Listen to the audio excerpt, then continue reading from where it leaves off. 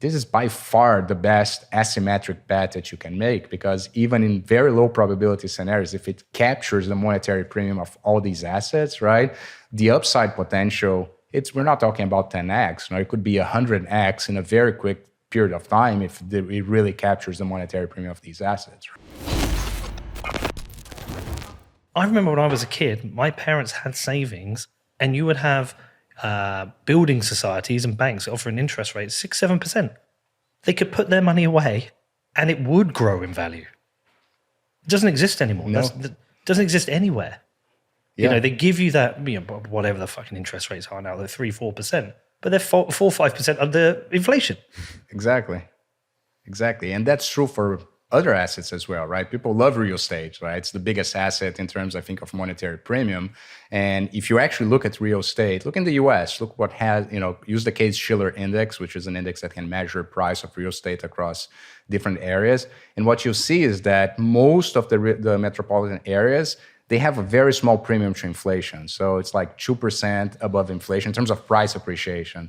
Then you include that you have to pay maintenance, that you have to pay property taxes, that, there's something that always goes wrong that you need to fix. You're in the red. So people have this illusion that, real estate is this great store of value because they're locked in, right? So they're locked in for 20 years in an asset. Of course, it's going to go up. Did it keep up with inflation and protecting the purchasing power? Probably better than leaving the money in the bank account. Definitely better than leaving the money in the bank account. But there are other assets out there that probably have done better than real estate, and people just love real estate, right? I haven't actually made any money on my houses net, by the way. Have you not? So I wouldn't share everything on here just because of not doxing myself. But Danny's aware of my the real estate ladder I've gone on.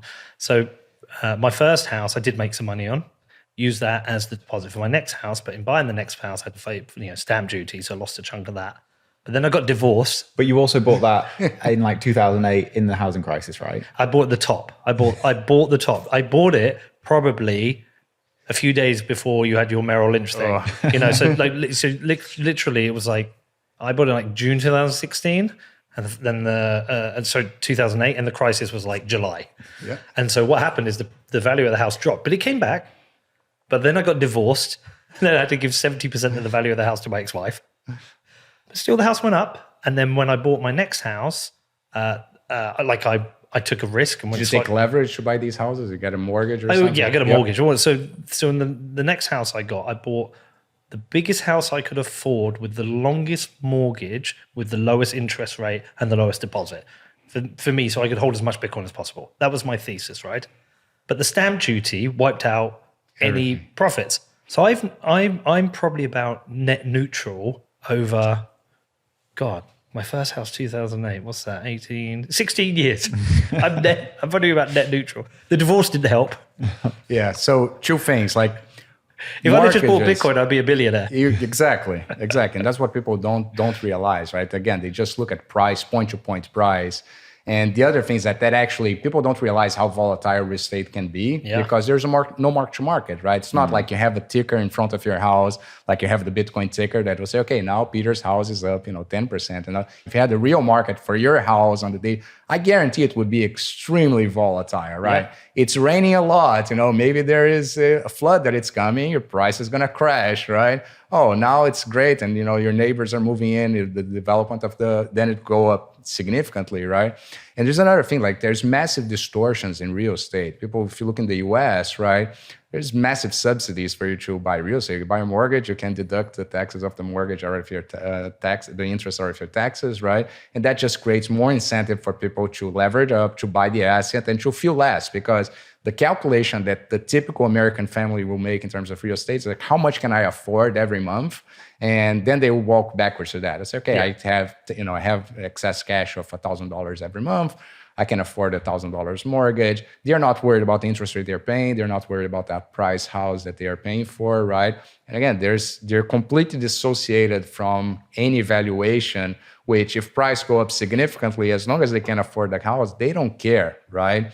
Now we're heading into a situation that, again, prices are really, really stretched up, right? Interest rates are high, and that's going to create all series of different problems out there. And again, real estate, ultimately, so I say it's a Frankenstein asset. Yeah. Because it shouldn't be used to store value. It should be used for it to live, and should be a nice house for the way that it was. And people should save money whenever they have enough money. They go out and buy a house, right, with the money that they can. But it became this Frankenstein asset where people just put their capital in there with Airbnbs and all of that to store value in the long term because they don't have an alternative. They're not, everybody's, in their own mind, everybody's rational, right? And it is a rational decision because they know if they just leave the assets standing in their checking account, it's going to be debased, right? So this is probably, and it's something that people understand. Everybody needs a house to live. But do you think so? I actually don't agree that I only think in, say, Western, first world countries, UK, Europe, Australia,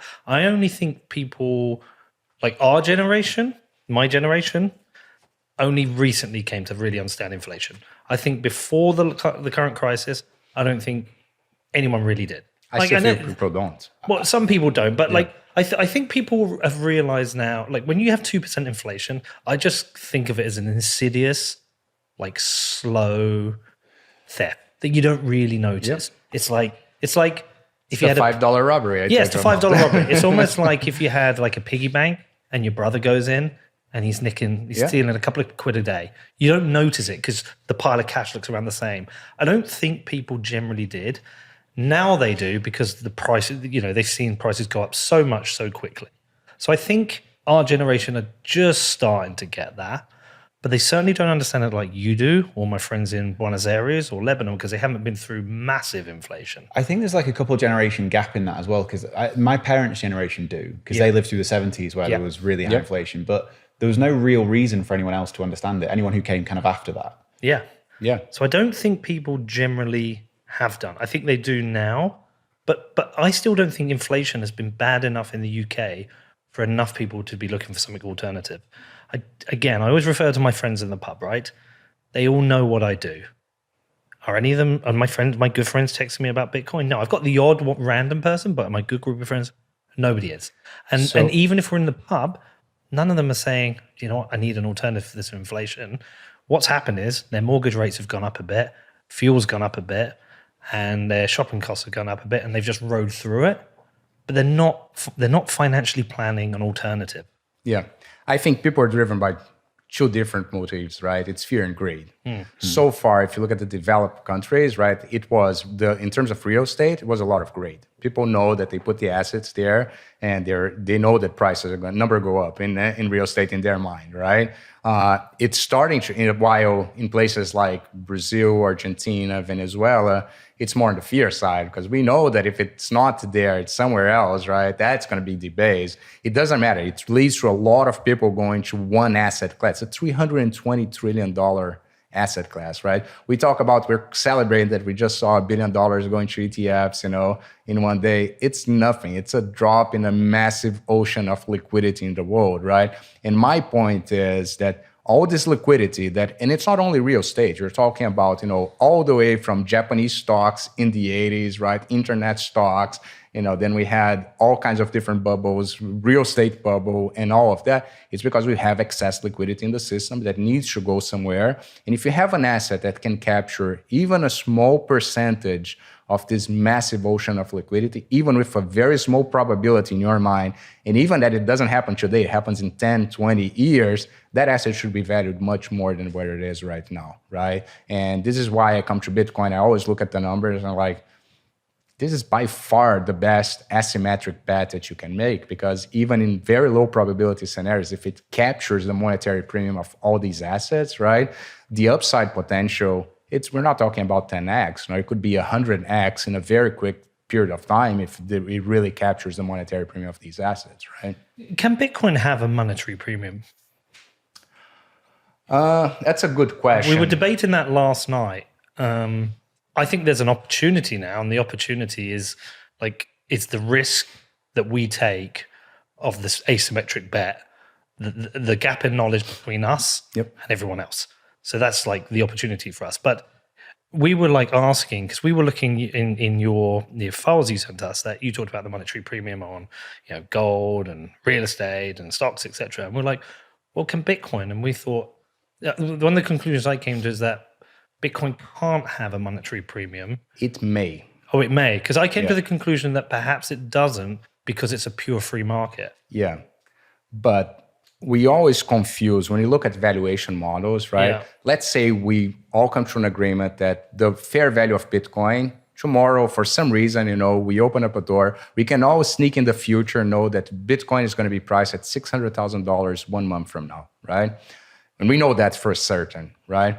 What's going to happen is that overnight, you're going to have such a massive flow to come into Bitcoin that who knows what's going to happen to price, right? And price may go above the 600,000 because, there's only a few of us that are going to be willing to sell. And very quickly, a massive market order comes in to buy Bitcoin and the price could go even higher than that 600,000. You also have players that come in and say, yeah, I saw that, 1 month from now it's at 600,000, but if 1 month from now it's 600,000, it probably means that it's capturing a lot of monetary premium. It's not going to stop at 600,000. It's going to probably go higher. So I'm willing to pay more for that, right? So as economic participants start to, on their mind, create the probabilities and see the fair value on their minds, you could have a monetary premium on Bitcoin in the short term because of flows, right? It's a very narrow door that a lot of people are going to try to get out at the same time. How do you calculate the premium though? So like if you're looking at real estate, how do you calculate the premium? Yeah, so I actually wrote a model about that, right? And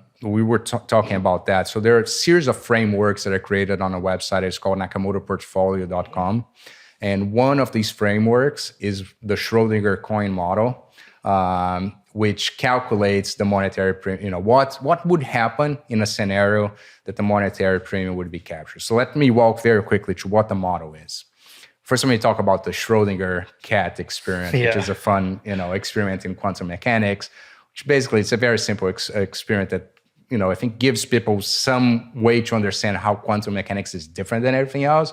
Imagine a scenario, you have a box, the box is completely sealed, you can see inside of the box, and then you have a cat inside of the box, right? And also with the cat, there is a vial of poison that that 50% of the time, that vial breaks and the cat is dead. 50% of the times it doesn't break and the cat is alive, right?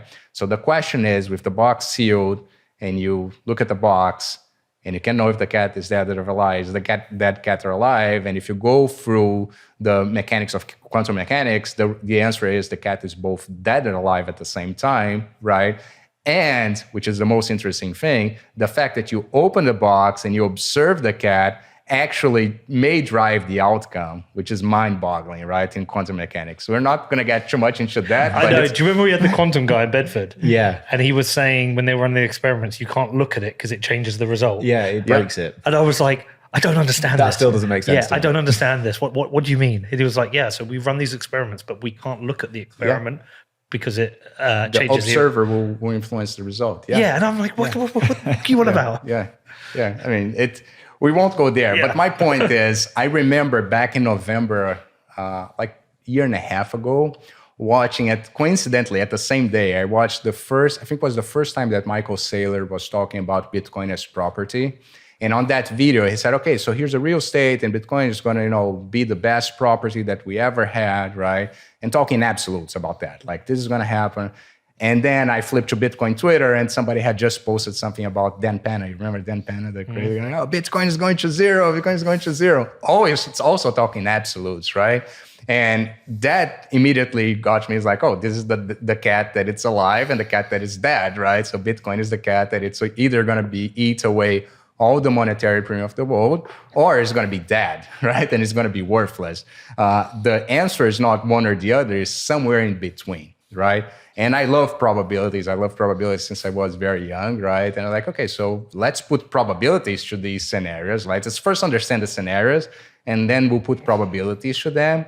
And then the third variable is, the monetary premium is not going to be captured overnight. It's going to take some time. It may take 5 years, 10 years. So let's put another variable, which is time. So let's assume it happens in 10 years, and then we'll bring it to present value. And what that will do is we'll give us an idea of the ranges of price that Bitcoin could be. So let's use real estate as an example, right? Real estate, $320 trillion dollar market out there, right? And think for an example, and again, people can go to the website and can change the assumptions. I actually created an app that you can slide up and down the probabilities, and you can change all of these variables for all different asset classes. You can include other asset classes. It'll be super flexible. So if in real estate, say, okay, 50% of the price of the 320 trillion, let's assume 50% of that amount is because monetary premium. So people that bought real estate, not because they're going to live in it, but because they either are a fund that want to get exposure, or somebody that wants to have an Airbnb, somebody that just has assets in excess liquidity that needs to go somewhere else, right? So that's the first variable. Assume again for a second that 50% is the right number. The second one is just say, okay, but it's not in all, if we think about a multiverse, right, several universes, it's not in all the universes where Bitcoin is going to capture the monetary premium. It's only in a few, right? So you put probability, okay, I think that maybe, 10% of the universes out there, the possible scenarios out there, Bitcoin is going to capture this monetary premium, right? So you apply that as well.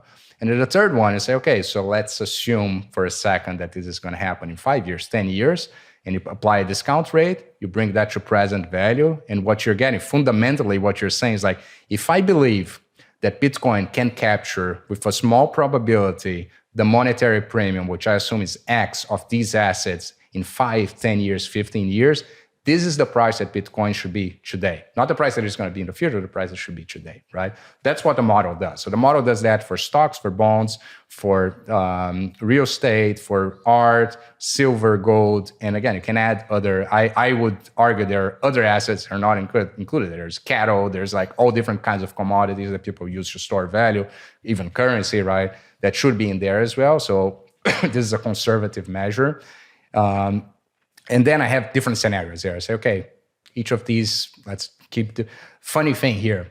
I do the opposite as well. So in these conversations with the TradFi guys, right, I'll do the opposite most times. I'll say, okay, so I understand you think Bitcoin is worthless and it's not, but is it 100% of the times? What's the probability that you think that Bitcoin is going to succeed? And they will give me a probability. I say, I think 10% is going to succeed, right? Like, okay, so do you think, if you look at real estate, let's switch topics, real estate, right? How much of the value of real estate out there, I think it's just monetization because people buy as a second home. So they say, I don't know, 50, 60%. And I plug these numbers in. Most of the times when I do that, it turns out that they're more bullish than I am. And I go back to them and say, listen, with the numbers that you just gave me, Bitcoin should be worth today, right? This amount. And they first reaction is that the math is wrong. They're like, no, the math calculator, you can do it in your iPhone. Like it's pure multiplication. There's nothing complex about it. And they do the math and you're like, damn, you're right. Even in small probability scenarios, if Bitcoin does capture this monetary premium of all these assets, right, the upside is significant. This all started. Hold on, what does if it works mean? So when you say to somebody, if Bitcoin works, you ask them the probability. Yeah, it had work already. Works is not the... Well, this conversation we had yesterday with Drew, I was like, people say, well, if Bitcoin does work, I'm like, it has work. I think we're there. Yeah, but I don't see a failure case for Bitcoin now. Like, obviously, there's remote chances, like catastrophic, but I don't see a failure case for Bitcoin now. But the knowledge is not widely distributed. No, so of course. You know that, Danny knows that, I know that. Vast majority of people still think Bitcoin is worth zero, right, on their mind. Because you're not making this calculation, and they're not seeing that the total addressable market for Bitcoin is not, stocks or bond. They compare Bitcoin to Apple, for example, right? I hate when I see those comparisons because Bitcoin's not Apple, right? Bitcoin is the base layer where Apple is built, right? It's the monetary base for everything else, right? You should look at all the monetary assets of the world. People still not there. They still don't understand that. They will compare to other things like, how come Bitcoin can be worth more than company A, B, or C, right? And you can, again, because of all these things. I think as people start to realize that the total addressable market for Bitcoin is orders of magnitude of they understand, we're going to see this getting closer and closer to what I think is the fair value of Bitcoin.